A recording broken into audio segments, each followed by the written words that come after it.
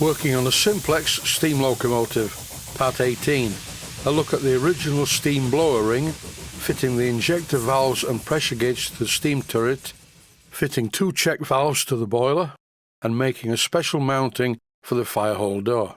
The time has come to remove the boiler from the chassis. It's not fastened in position, it's just sat on there. But I think it's a good idea to disconnect the steam pipe fittings first. And with everything loosened, it's a simple job to lift the boiler off the frames. It's the boiler I'm going to be working on, but this time it's the back head. Recently, most of the views of the boiler have been of the smoke box tube plate. This is the blower that I originally removed from the engine, and it has 3 holes in it. I would like to say something about steam blowers. In my opinion, based on experience, this blower does not need to have 3 holes in it. It's not the volume of steam that goes up the chimney that draws the fire, it's the speed. This blower ring is supposed to fit around the blast pipe as shown. I think I'll probably turn down the blast pipe to make it fit in order to try it and see how it goes. For now though, I'm working on the back head. What I'm going to do is fit a couple of steam valves to the turret to start with, followed by the blanking plugs at each end of the turret and then the pressure gauge. The 2 larger holes in the turret are threaded 5/16 by 32 threads per inch, the smaller ones 1/4 by 40. These 2 valves are going to be the injector steam valves. This clip shows the first of the valves loosely fitted to the turret, and here's the second one also loosely fitted. If you regularly watch my videos, then you'll have seen this operation before. But every engine is slightly different, so I'm going to show it again. Here's the usual Loctite 542 thread sealant that I use on every steam fitting that I ever fit to a locomotive or a stationary engine or whatever. When using brass fittings, it's absolutely vital that there are no steam leaks around the threads. Because of the way I made the turret, I now need to fit some blanking plugs in each end of it. A very simple job indeed, but once again I'm using Loctite 542 on the threads to prevent leaks, and also a copper washer. The blanking plugs are slightly different, but that really doesn't matter. That just leaves 1 1/4 by 40 hole in the turret. And what's going to go in there? Well, it's a banjo union fitting. And it's for the pressure gauge. Sit back and relax, because now it's top tip time. Here is something quite important. Whenever you fit a pressure gauge, always support the square section of the pressure gauge with a spanner before tightening the union nut with another spanner. If you don't do that, you can actually damage the casing, or even crack the glass. That's because the casing of the pressure gauge is connected to the square bit that you're screwing into.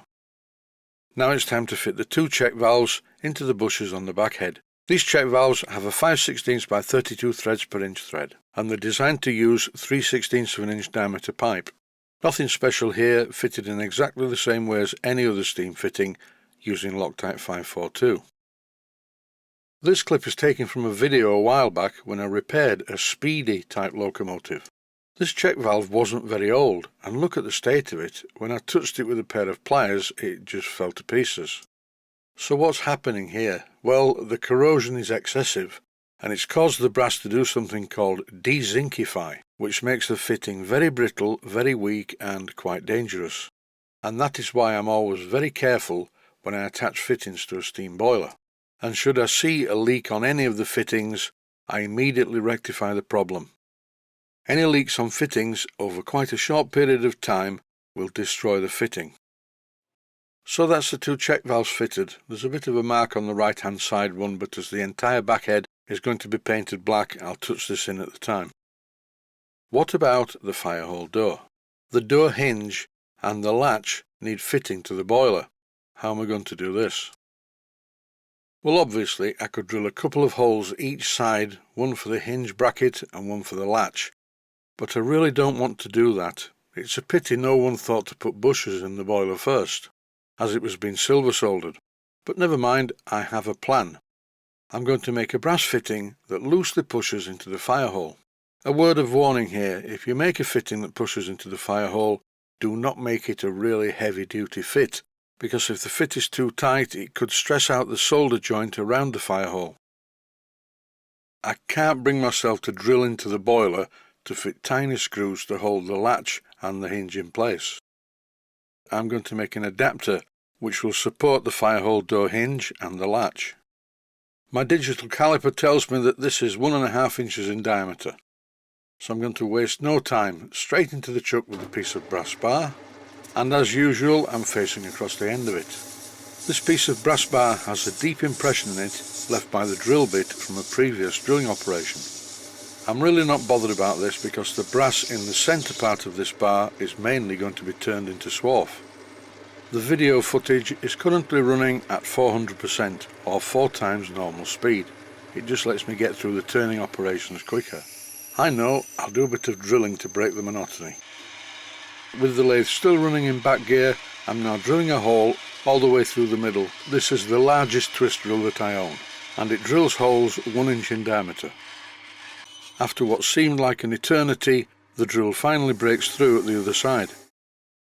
Now it's time to turn the final external diameter. I'm going to fit the adapter into the existing fire hole using some high temperature silicone sealant, and I will also use this for sealing the steam pipes in the smoke box. More about that in a later episode. Here's the story so far. I think this is about right. It's going to be strong enough, and it's got a very small amount of clearance all the way around, just enough to take some high temperature silicone rubber sealant. A test fit is in order. You can clearly see the gap between the adapter and the original firehole door. That's about right. But it doesn't end there. I have to silver solder some plates onto the adapter ring so I can mount the hinge at one side and the latch at the other. And for that I need a piece of brass. Here it is. And to mark it out, I'm just scribing around the ring. First at one end and then the other, followed by cutting this out on the bandsaw. As you can see in this clip, I'm not cutting very close to the line. I'll get the finished dimension by using the top part of my 1-inch belt sander, the round bit.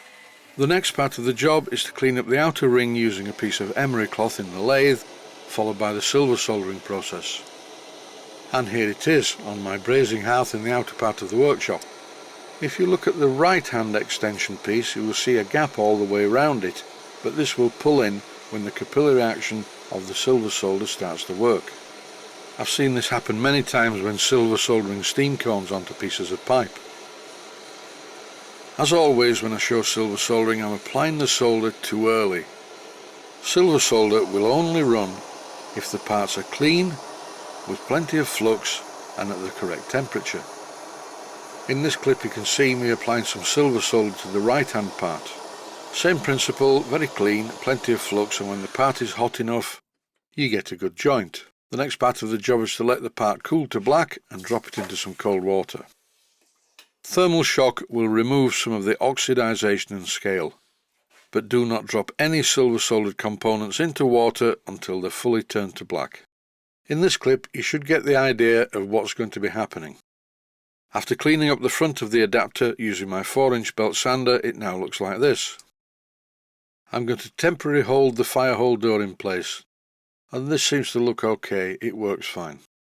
I'll conclude the making of this adapter in the next episode after I've made a new centre hinge mounting and pin, as well as a latch for the other side. And that's it for this episode. I'd just like to say, as always, stay healthy, thanks for watching, and I hope you found it useful. Please take the time to visit my Mainsteam Models website and click on the section of the website that says Video Playlists. And by doing that, you can find other videos that you may like to watch. And by using the playlists, you can actually watch the videos back to back.